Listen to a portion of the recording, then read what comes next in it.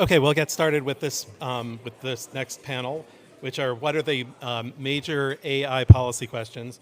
So just to set it up, do I control the slides here, or do I do? Okay, great.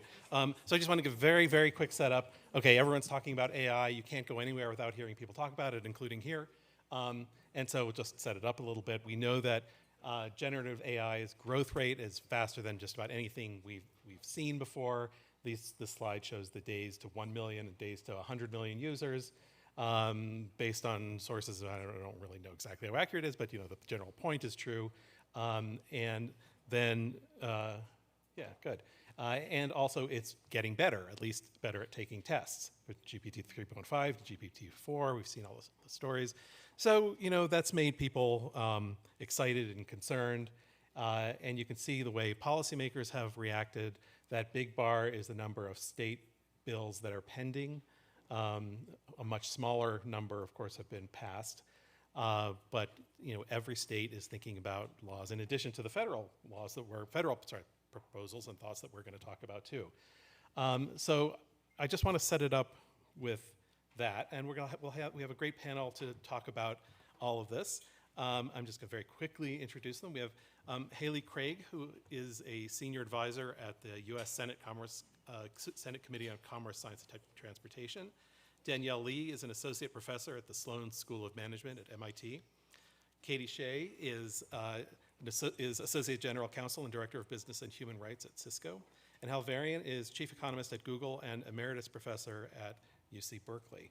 So I want to start at kind of the very highest levels and work our way down to things that people are actually, things that might actually happen. So the first question, I guess, is, what is the right framework for even thinking about AI, regulating AI? Do we want to adopt a precautionary principle, which is sort of Europe's general approach to everything?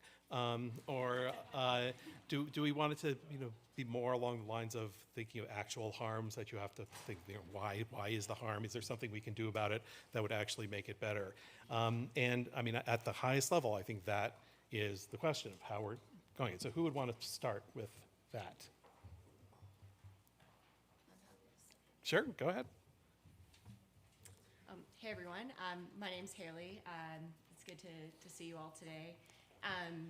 So from where I sit in Congress, there have been a flurry, I think, of legislative proposals, some frameworks, some actual bills to regulate AI, and I think part of that is, frankly, because it's trendy right now. And with the growth of ChatGPT, people are really paying attention to AI, but AI is not new, and I think policymakers need to kind of take a step back and realize that this, while this technology has made significant leaps in, recent months, it's not the potential harms stemming from AI are not something that, just grew overnight, right? And when we talk about permissionless innovation versus precautionary principle, I think we already have the data on this, right? You can compare US internet companies to European internet companies. Europe took a precautionary approach in the early 2000s, and the US allowed the internet to basically grow unfettered and largely free from regulation. And we have the most successful internet companies in the world. In AI, one of our comparative advantages is that we still don't have that precautionary regulatory framework, right? So over half of all AI investment globally is currently in the United States. It's a global imperative for the US, in my view, to come out ahead in the AI race. It's gonna happen regardless if we regulate or not. China's gonna continue to innovate and try and grow their AI sector. And so for us to maintain our leading edge, I think we need to be very, very cautious about jumping to regulate or jumping to legislate. So you don't think there's something inherently different about AI that should make us think about it differently than other technological innovations? What I think is important is to be able to drill down, and we talked about this a little last night, but to drill down on what the actual risks are that we're talking about, because they seem very nebulous to me from where I sit. Like, misinformation or bias. Well, those things already exist. They exist regardless of whether or not AI generates them, whether a person is biased, whether it's a classifier, an algorithm that is misfiring or is maybe not calibrated correctly. And so putting AI in a unique category and regulating it as such, I think misses the mark in terms of actually trying to get at these distinct harms or issues if those are things you are concerned about. Hal, yeah. Yeah, I could add to that sentiment a little bit, but first I have to warn you that not everything I will say will be true. I call that the hallucination is my term. And I'm trying to recruit Halie for the same principle here. So this is a place where I think you really have to think about the mantra in Silicon Valley.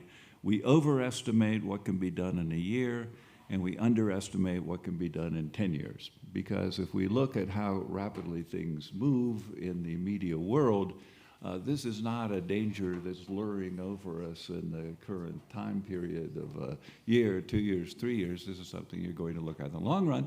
And I think if you are patient, you'll be able to identify the true harms or the true places where regulation is going to make sense. I think it's really too early to determine that now. Thank you, Scott, and thank you to the organizers of TPI for putting this event together. It's so wonderful to be here. So as Scott mentioned in the introduction, I lead the human rights function at Cisco. And Halie, your comments about how these potential harms are not new really resonates with me. I think they just show up in slightly different ways as technology continues to evolve. So how we're approaching this at Cisco is to bring a human rights approach to this and look at, across our technology portfolio, how could our technology impact people, whether it's technology that we're using internally for business operations or features that we're putting into our products themselves. So from a human rights perspective, I think a lot about the right to privacy. We have a lot of regulation that we're already subject to that governs how we protect data, especially sensitive data, and how we think about that from a transparency perspective as well. Same from a security perspective, and bias is sort of a new issue that we haven't confronted with other types of technology, but certainly is really top of mind when it comes to AI. So we've been doing human rights impact assessments at Cisco, and we've now adapted those to a new type of impact assessment we call a responsible AI impact assessment, where we look at how potential risks that could occur in the technology portfolio from that perspective. And then our team presents mitigations to our engineers who can then go forth and implement those. And one of our key focuses within that also is how are we communicating to people who could potentially be impacted about the fact that they're interacting with AI and what they need to know in order to make good decisions for themselves about how they want to interact with that. So I think from a regulatory perspective, going back to Halie's comments, I think we need to kind of give space to this technology to grow and adapt and develop, and really leave the regulatory focus to those highest risk use cases. Hi, thank you so much, Scott, for having me. So I think rather than think about regulation as what we can do, it's useful to think about, I actually would disagree a little bit and say that I do think that AI kind of works in, I think, a meaningfully different way than other forms of kind of computerization or information technology. So if you think about like when computers entered the economy in the 60s and the 70s and the 80s, the way that traditional computers work is that you have to give them instructions and you tell them what to do, you tell them how to add these numbers together, you tell a robot how to put like this piece with that piece, and it does it. So it became good at tasks for which we could sort of say, here are the instructions. AI works differently in the sense that it doesn't provide, you don't provide instructions for how to use ChatGPT. What it does is it learns from examples. So you take a lot of training data, and training data can be defined in lots of different ways, and based on those examples, it learns, and it sort of in new generative AI sort of creates these behaviors. And so this is not as common about regulation, but more about data. I think it's worth it for policymakers, managers, people to think about data infrastructure and how we kind of affirmatively try to create data that provide sort of more useful examples for us to learn from. So let me think about 2 examples. So one is I've done some research in hiring. So increasingly, algorithms are being used to screen job applicants. And if you think about how there's lots of companies that sort of use this information, a lot of companies that provide algorithms to sell to other companies so that they can use it. And usually what you do is you just find the data that you have. And that basically means that you'll get data on someone's resume and you'll get data on whether someone received an interview. Like usually companies keep track of who they interview and maybe who they hire. But they won't really link the data on how well people perform on the job with the applicant data because that just requires them to have like data systems that are better. And so you end up with a lot of algorithms that are being trained on the data that's available. The data that's available is whether you're interviewed. And so you end up basically training on people's existing behavior. So this kind of conversation about, bias, it's not just algorithm, that conversation should be a conversation about the bias comes from the kind of data we use. If we sort of made it easier to link outcomes data, like actual outcomes that we care about, like how well someone does on the job, with the input data, we can actually build better algorithms. You see this in healthcare settings where it's really hard. You can imagine there's lots of data that we can use to think about what medical treatments or what drug treatments are going to be more effective. But we don't, it's very hard to sort of link more mortality data or like sort of healthcare data with sort of characteristics data. And there's lots of privacy issues and concerns with that. But I think that's an area in which we can think about, rather than just like regulating, we can think about how do we sort of build infrastructure that sort of enables more useful use of these technologies. I think we should also come back to that as we discuss sort of specific areas, and then also, of course, you can talk about your work on employment, because then and connect it to what you're saying here. But before we dig more into the very specific things, let's just one more quick discussion about existential risks, because that's always part of the discussion. Not whether we think they are, or not whether we think that the Terminator series is a good model for public policy, but we can think of these as low probability, high consequence events. And these exist in lots of other things we do too in policy, not just in policy, in the world. Is there something different about AI that should make us think that that thinking of it as low probability, high consequence is not the right approach, that it's not such low probability? Or should it be, should we think about it the same way we think about other issues in that category? Developing nuclear weapons or energy or anything like that? Well, we, of course, have gone through the same set of issues involving various kinds of weapons of mass destruction. I don't think there's really a lot of difference between who pulls the trigger. Is it an AI or is it a person? This kind of terrorism, in my view, will exploit technologies of all sorts, as we've seen with the drone wars going on in Russia. So my view is there really is no difference. It's the same set of issues that we face with other powerful weapons and powerful technologies.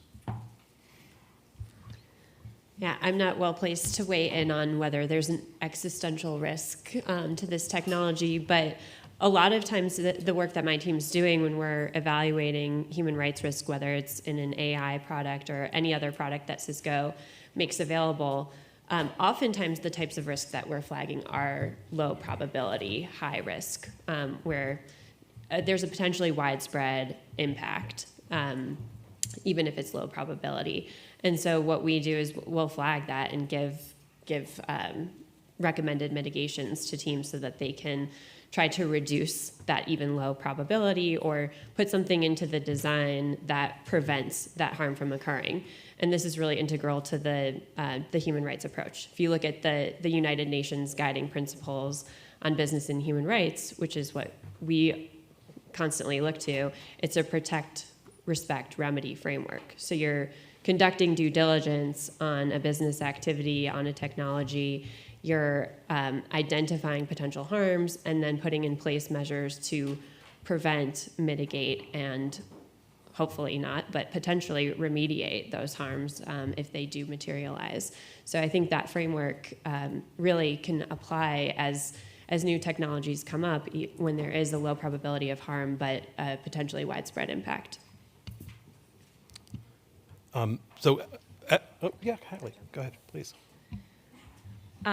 So I'm not I'm not an engineer, so I feel like I can't talk too much about the emergent properties debate, but I'll leave that to the experts. But one thing I think we all saw the letter calling for the 6-month pause on AI development that had fairly alarmist, in our view, fairly alarmist language in it. Pausing AI development, just the United States, is probably one of the worst things we can do if we're worried about existential risks of AI. Even if these, existential scenarios are very low probability, adversaries are still going to pursue them, right? I also, from where I sit, I don't think Congress is going to be the one that solves this problem. If AI, if AI develops emergent properties, or an adversary develops, AI that can be deployed in a very adversarial manner, whether it's a new weapon or a bioweapon or something like that, congressional action is not going to be the thing that preempts that and stops it. That's just not how this is going to work. But on the flip side, and we haven't gotten into this yet, but we also, I think, need to be focusing more on how AI can be deployed defensively and for good, right? So AI could be used to stop cyber attacks. And then outside of the defense realm, I've been thinking a lot about where AI can be very democratizing and very positive in terms of its influence on society. So advances in medicine, but also I used to be an education staffer, democratizing access to quality education that is more personalized for students. That is really, really fascinating. And if we're not developing AI proactively in those areas, we're really missing out on the potential for growth in society. So. Okay. So as we go forward now, I want to talk about economic effects, ethics, and intellectual property. And also I want to point out that we asked the 4 leading AIs what they thought the biggest AI issues were. And it's a chart you can look at up there and see what it told us, which we thought were kind of interesting, and what they agreed on and what they didn't agree on. None of them said, no, nothing to worry about. No worries here. Let's start with economic impacts. And maybe, Danielle, you could start there, because you've got work on productivity, AI, and so tell us a little bit about that, what you found, and then maybe connect it back to your comments before about regulation and what we might want to do or not want to do. I think I'll just sort of preface this by saying that there's very little evidence right now on sort of economic productivity impacts of both AI and generative AI specifically. And so I'll talk about some work I've done, but I also think that work raises a lot more questions than it kind of closes. So what my co-authors and I did was we studied the impact of the use of a generative AI tool in the workplace, and looked at kind of how it impacts the productivity and some measures of kind of workplace experience. And the setting was looking at essentially call centers, which are now called contact centers. And it's basically actually one of the sort of most sort of common use areas of AI now, in the sense that it's a place where the sort of technological feasibility exists. So there's a ton of labeled data. Every time you kind of have a conversation with a customer agent, there's a sense of, what did you say? How did it go for you? Did you call back? Were you unhappy with it? Combined with large language models, lots of technological progress in that area, combined with a business need, in the sense that this is an area in which workers turn over all the time. There's just lots of costs. People aren't really happy with sort of like these kinds of experiences. So we look at this, and essentially, I think a lot of the existing literature on sort of technology in these workplaces kind of has this flavor of, if you're good at your job, it helps make you better at your job, and if you're bad at your job, it kind of leaves you behind. And so there's sort of this like relationship between technology and rising inequality. Our sort of medium-term evidence, so 6 months kind of out-ish evidence, is actually not that. And what we find essentially is that the way that generative AI works is that you get lots of examples on how people do their jobs. And machine learning technologies are designed to make distinctions, like this is correlated with a good outcome, this is correlated with a bad outcome, I can make these predictions if I have this data. when you take sort of ML machinery and you apply it to sort of data that's generated by human beings doing their job, what you're actually kind of getting is you're getting an understanding of what kinds of behaviors people who are good at their jobs do versus people who are bad at their jobs. It provides a model of kind of what makes people good at their jobs, including stuff that they do that they can't really tell you that they do. So there's this kind of tacit knowledge. And so the result in the paper essentially is that productivity goes up a lot. And in particular, almost all of the productivity gains are being driven by people who are newer and people who were kind of at the start less good at their job. So what actually kind of happened is that if you're not that great at your job, Halie, she's great at her job. She's not sitting over my shoulder kind of telling me how to answer a question, and I don't have access to that. But what the ML does is that it kind of creates this sort of like model of her that now gets to sit next to me and sort of help me do my job. And so if anything, we see kind of a compression in productivity. So sort of it brings kind of newer workers up. And it makes the experience of work sort of better. So we oftentimes think about how AI can be, how it's going to sort of destroy, how it's going to make the job worse. But actually, in a lot of settings, it's really kind of unpleasant to be bad at your job. In call center settings, you get yelled at a lot. And so we did sentiment analysis, and it seemed like people got yelled at less. They stayed on the job more, so your job was less unpleasant, so you're more likely to sort of stay on the job. So I think this sort of illustrates, in concert with sort of the conversation about negative impacts of AI, that there are potentially sort of large positive impacts. What I would say is missing here in this paper, and it's like a time thing, is thinking about how workplaces adjust to this. Because you can imagine a situation in which now people who are novice workers, they're given more responsibility. So you can sort of, the positive story I think is that, someone with access to generative AI can do things that they weren't able to do before. Someone who wasn't able to code can now do some coding. And that sort of creates job ladders that lead to economic mobility. So in some sense, this allows lower skill workers to access higher skill tasks, upskill themselves, and move up. The other story you can imagine is that this, in fact, makes it easy for you to do your jobs without your interns and without your research assistants, in which case, so like the email story, we used to have assistants do our correspondence, but now email makes it so that we do our correspondence and we don't have as many assistants doing this. In that world, you actually do end up with polarization in the sense that you have high skill jobs. People doing those jobs, they don't need to have a lot of people working under them. But because there aren't people working under them, there isn't as much this sort of mobility kind of moving upward. And I think that that's sort of the central question, the impact of how AI is going to change how responsibilities and learning opportunities get bundled within workplaces. That's missing from this paper, and I think that that's something that we really need to kind of understand to think about what the sort of economic opportunities and harms are going to be. But let me pull you out a little more from, this is great objective positive analysis. But what, if you're talking to somebody in Congress, like somebody next to you, for example, and sort of thinking, what does the paper mean for policy? What should you or should you not, what should policy or should policy not worry about in terms of labor issues? I mean, I know that's a stretch from the paper, but. Yeah, no, I think the first thing is that, I think one benefit of being an academic is that you don't actually have to make the hard decisions on the spot. You can sort of sit there and make sure all the evidence is right.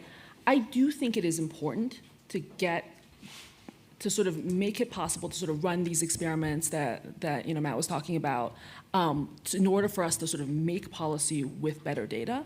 And one of the things is that in this setting, I really do think we want to study what are these kind of bundling aspects before doing that research, sort of that policy. I think even without that knowledge, we can kind of play down the game tree in the sense that we know that some people are going to be winners and some people are going to be losers in a massive way. We don't necessarily know who that is in this moment, but we can think about once we figure that out, what are we going to do with people who have kind of like been left behind as a result of these technologies?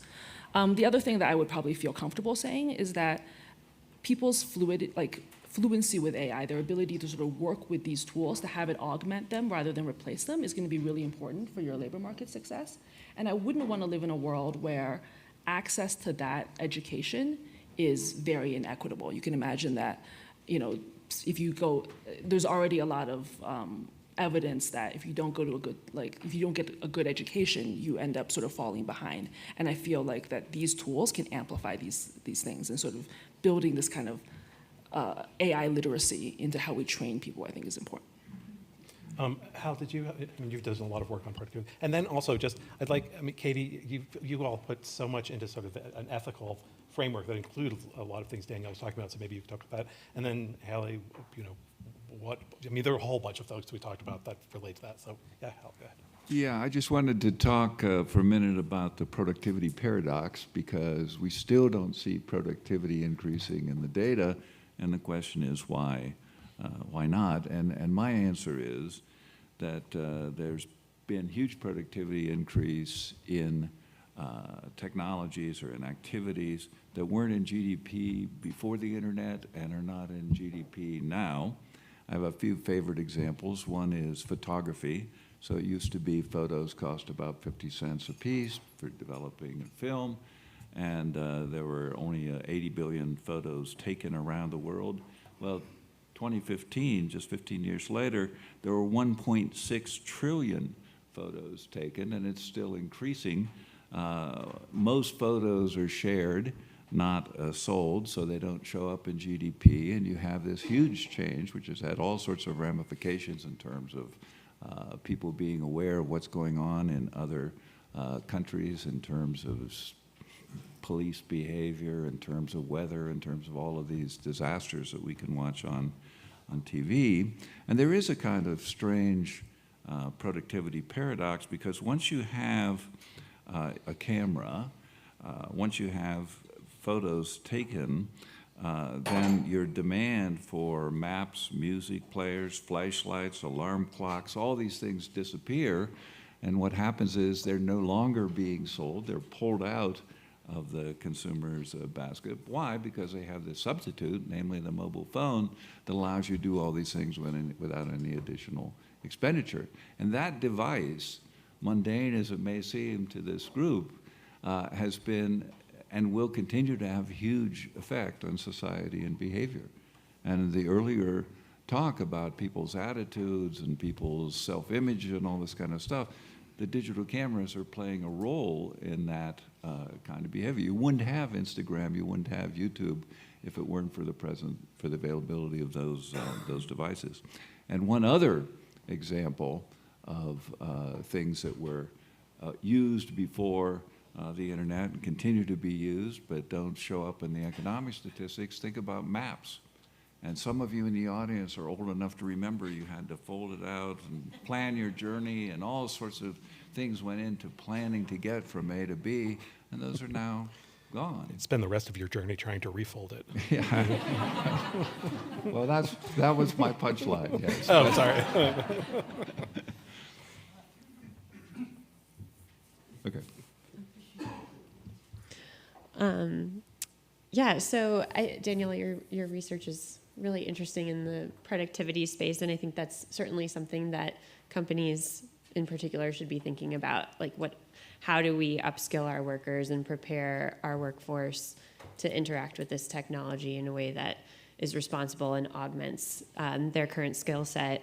And as the skill sets that we need change over time, that I think is a good area for investment, whether it's by companies or governments, to sort of upskill the workforce as well. And this is something Cisco's been focused on for a long time. We have a program called Networking Academy, which is a global program where we train people in networking skills to sort of bring them into this new technology and the way that the new skills that people are going to need in order to participate in the workforce.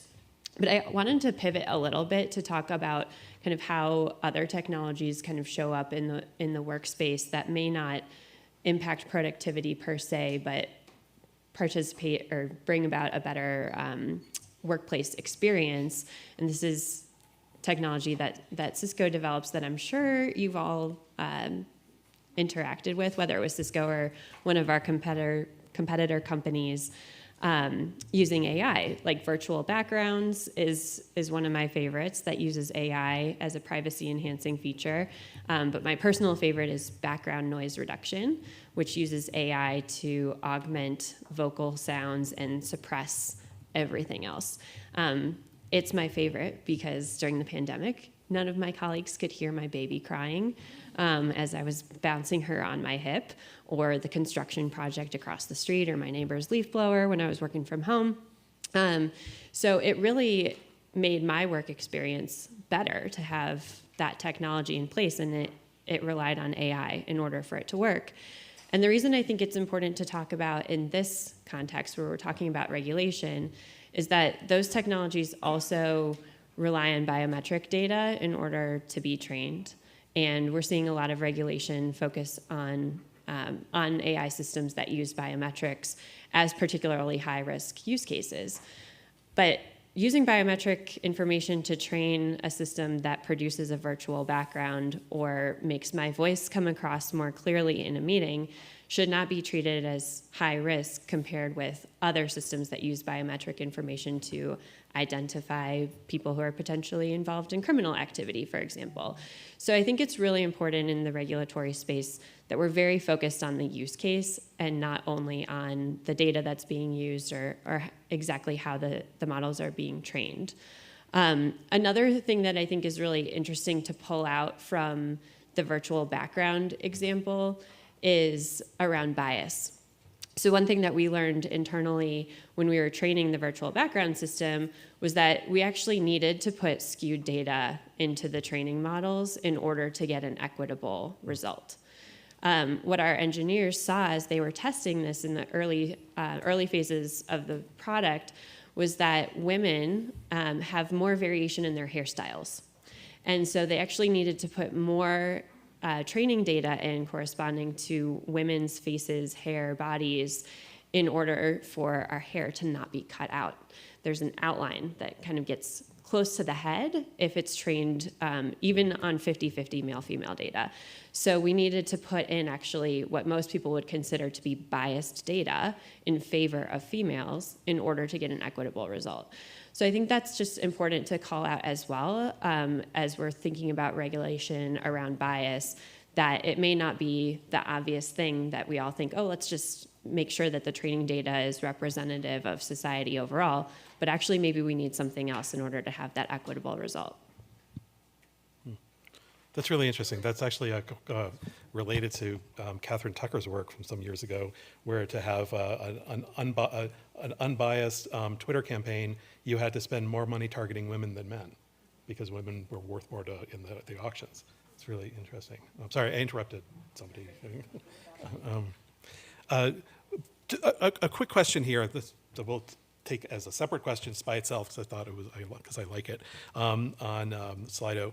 Are search engines and answer engines like ChatGPT competitors or complements?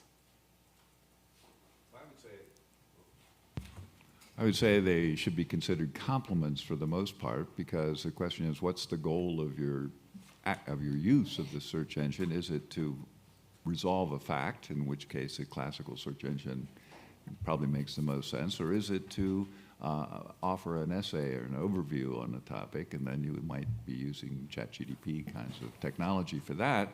So it's a question where, what is your goal? How do you achieve that goal? How do these tools interact?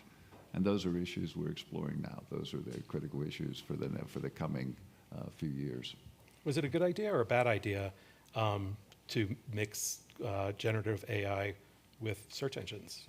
When being made it as part of it, and now Bard gives you answers when you ask.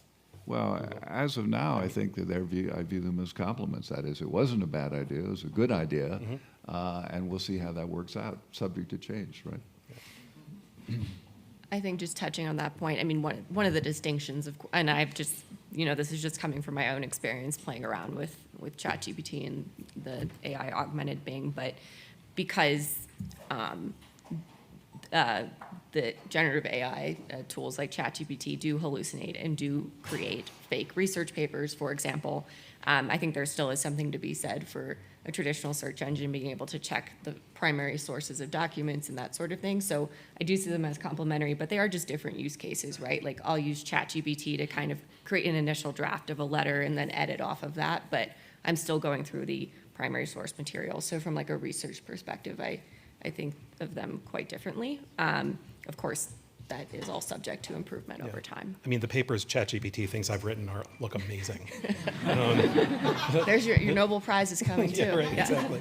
And I want to move on to IP, but Halie, I meant to ask you at the towards just to finish up the jobs question. Sorry for the interruption, a little bit of a cocktail talk there, but there are Congress, it does think about these questions of how you might compensate the losers.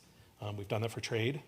And other areas. So what are people what are people talking about in Congress? What are the proposals? What are your thoughts about it? So my supply sider is going to start showing. I actually view the situation we're in now with AI, and this has happened in the past too with every kind of new wave of tech innovation, like the printing press or the like audio recordings for music, that sort of thing. But I actually do view this as fairly analogous to trade liberalization because fundamentally it affects the division of labor within the economy due to increased advantages or increased comparative advantages. That will be domestically and internationally when it comes to AI and new advances in technology. With trade, obviously, it's competition across geopolitical borders. But the result is not pure job loss, and it never has been. But the effect is a change in job composition, right? And this, I think, goes to your point about the research assistants and moving into email correspondence. But there have always been proposals in Congress for how to compensate the losers from the shift in job composition. But I think, and those programs, I think, have had mixed benefits. The big one, of course, is trade adjustment assistance. There are very few people on that program right now, and it hasn't had great outcomes. So I think maybe more to Katie's point, the question is how can potentially the private sector get more involved in upskilling?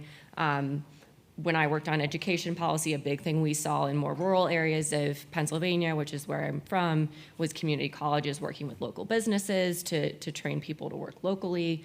We're going to see this play out very soon with chips and all the new fabs that we're constructing that we don't have construction workforces for or enough people to even operate those fabs. And so that's going to be an interesting test. But right now we have a labor market shortage. And so I think where AI can be helpful is probably more in the services space right now, but we'll see how it develops.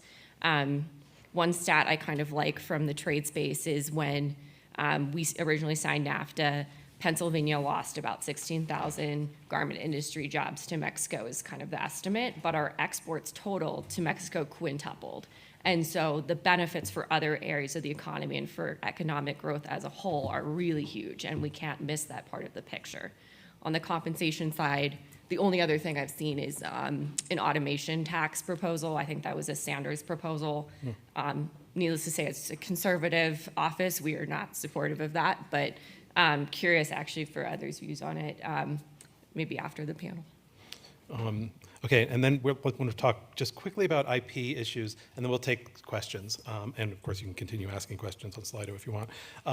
So intellectual property, copyright, there are sort of two sides of it, right? The one question, this debate, should training models be able to use copyrighted materials without attribution or payment? And then on the other side, who gets to own the output from generative AIs or who's liable for that?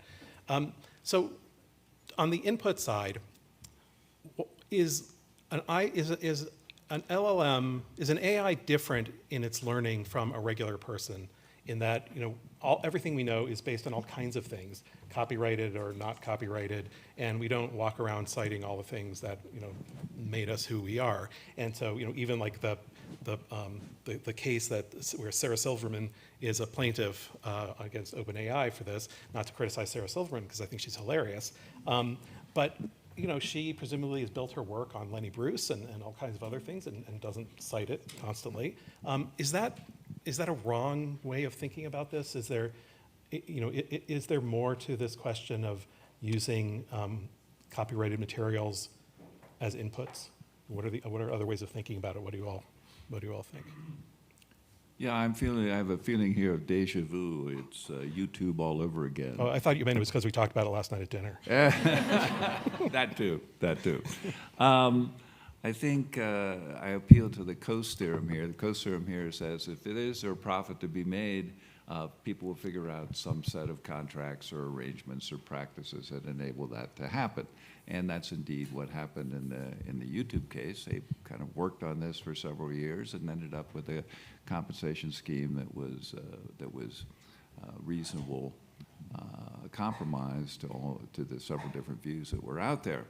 So my view is you will see a normalization. It would take a couple of years at least. It took several years in case of YouTube, but we have a model then that can be applied in that situation. So I think we just will have to put up with this negotiation for a period of time, and eventually it will be resolved.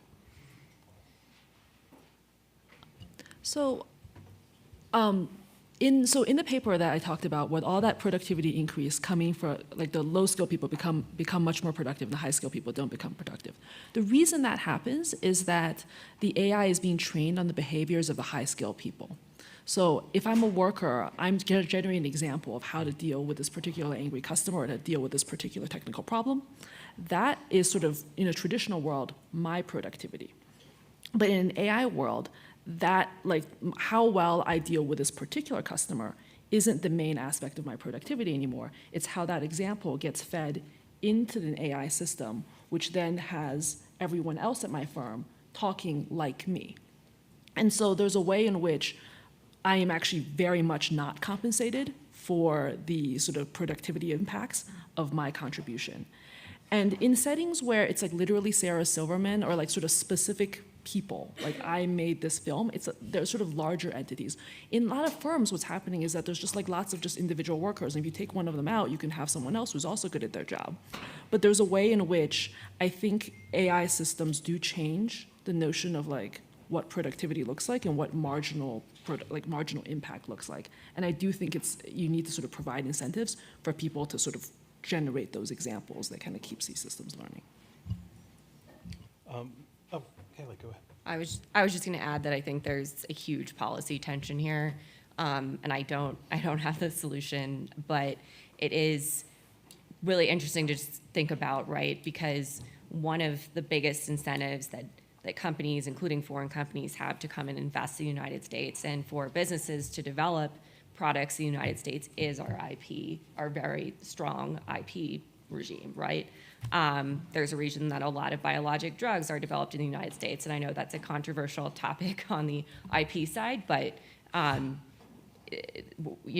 it's India is not doing that, for example, right? It's the United States, and so we need to be able to maintain the strength of our IP protections, but also if we want to develop stronger AI and AI that's more nimble and more accurate, that AI needs access to high quality training data. And a lot of times that will be something that is potentially copyrighted or has some IP implications. And so it's a lot to think about. And something I'm also interested in hearing from other folks on.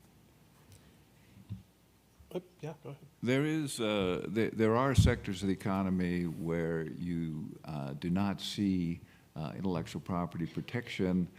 It's custom or norms in the group that facilitate the innovation. So, for examples are, in the U.S., fashion, not true in Europe, by the way, but fashion cannot generally be patented or copyrighted. Recipes for food, cooks trade recipes, and the point there is to acknowledge that this recipe came from so-and-so, but there's no particular intellectual property behavior. And jokes. I mean, you take Sarah Silverman, you can't really assert, I have a copyright to this particular joke.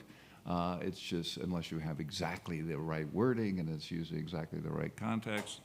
And other sorts of entertainment, same thing. After all, we all learned in school about copying scientific theorems or geometric proofs or any of these other things So it can be controlled, or can be managed, or can be made efficient, both by custom and by law. Questions? Yeah, Steve, here comes a microphone. They're both running. We'll see who gets to you first.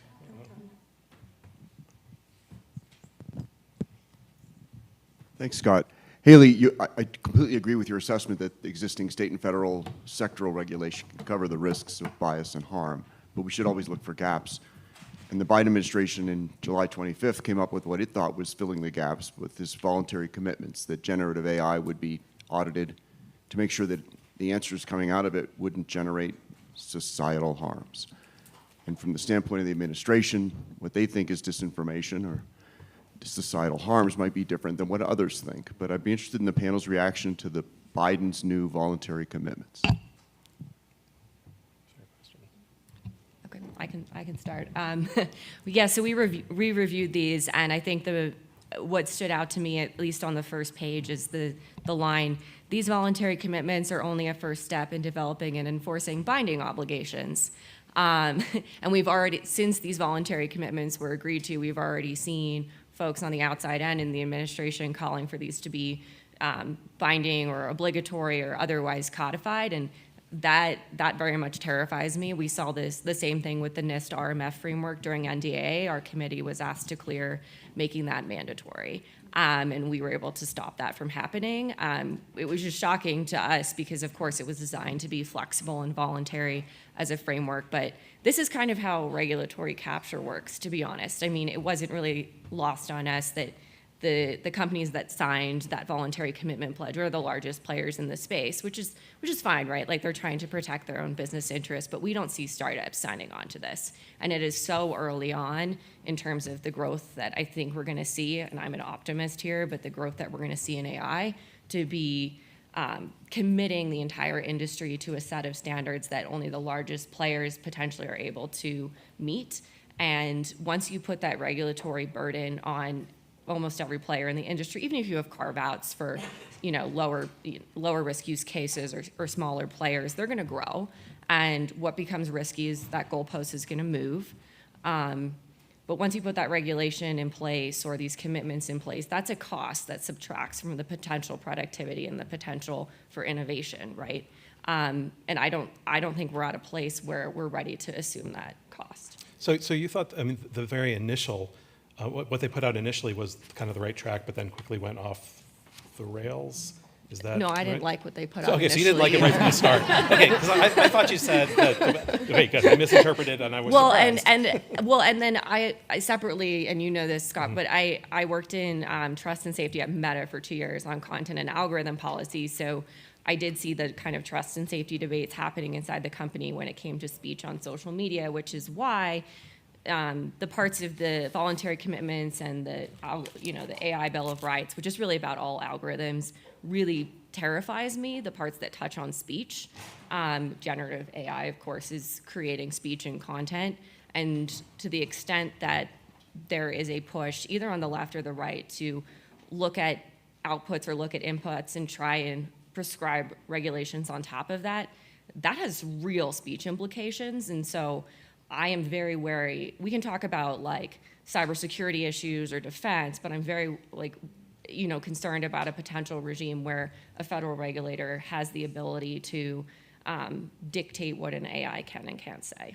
Katie, I don't want to put you on the spot, but I want to put you on the spot because, I mean, sort of the ethical approaches to AI that Cisco put out, I mean, it sort of talked about some of this, and so how do you all feel about it? I think we're doing a lot of what regulators are talking about internally, but the difference is that we can sort of apply it in a way that really makes sense for our business and our culture and our structure and all of that. We have a responsible AI framework that has principles and controls built into our design methodology. We have an internal oversight committee that has representation across business functions with heavy representation from engineering and legal and others. And, I think, Halie, the concerns that you're raising really resonate because we just see tremendous opportunity here with AI, and I think it's really important that there's space for innovation to continue, and especially for low-risk use cases to have that space to develop. And we're invested within our company in doing that in a way that's ethical and responsible, consistent with our brand, and in a way that preserves consumer trust. So I think all of that can be done without really heavy burdened regulation on companies. But the issue is it appropriate to be censoring speech in these dimensions? There may be cases where I think it's important that people have the right or the ability to present opinions, and I agree with Halie that it's premature to consider these issues. Now they may arise with children or certain kinds of questions and things that are clearly harmful in the future, but we won't really know that until we run into these problems. So I have to say I think you want to proceed pretty cautiously down that road. One more question. Yeah, Lee. Wait for a microphone, whoever's closest. Sorry, otherwise people online can't hear.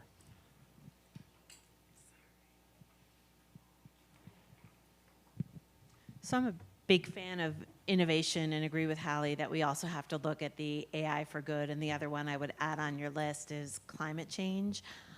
Using AI to try to address some of that crisis. But I want to just challenge the premise that the lack of federal legislation today equates to opening up the room for innovation, because if you look at the landscape today, as you alluded to at the beginning, Europe is more likely than not going to pass sweeping federal legislation. And that legislation will impact any U.S. company doing business in Europe. So we can't overlook the fact that U.S. companies are going to be regulated by virtue of what Europe is doing. And there's a lot of efforts within the TTC to try to harmonize. And I think the key there is going to be standards and tools. And then you look at the U.S. landscape, and while we may not have new legislation, what we're seeing across the board in the agencies is applying existing laws to new technologies. And the FTC is just one example of this, and some of the remedies that they have imposed have been disgorgement of algorithms. They've just launched a big investigation into OpenAI. Is it an unfair and deceptive trade practice? So, and the latest guidance that came out of OMB to the agencies was invest a lot in trustworthy AI, including not only the development side, but the enforcement side. So I would just ask you to kind of come back to Scott's original question on, what is the best path forward for the U.S. in terms of unlocking the potential and mitigating the risk, taking, from today that we are not in an unregulated world, and the regulation, the enforcement is intensifying, and what is the best pathway to achieve the goals? I think that's for me. Yeah. Sure, go ahead, did you want? then Hal. I was just going to make a short statement. If you look at what Matt talked about this morning in terms of natural experiments, here's a natural experiment at a global level where you have a heavy regulation model in Europe and we think a lighter one in the U.S. And so come back to me in 10 years and we'll see how this experiment turned out. Yeah, we're going to bring Peter Brown back and we'll talk about it and know where you are. Anyway, it's okay. No, that's a very good point. And I didn't mean to, when I talk about regulation, I think I've talked about it a little bit broadly. And I should have clarified that what I was alluding to was more of the proposals, the new proposals we're seeing from Congress that I think are fairly heavy-handed, like, for example, licensing of certain AI models before they can go to market. I think mandatory algorithmic impact assessments or impact assessments for AI prior to being able to launch that product are also quite burdensome because, I think a lot of them are inspired by the NEPA process, which is a whole other issue, and we saw how that got out of hand very quickly. We just had to waive it for chips, for example.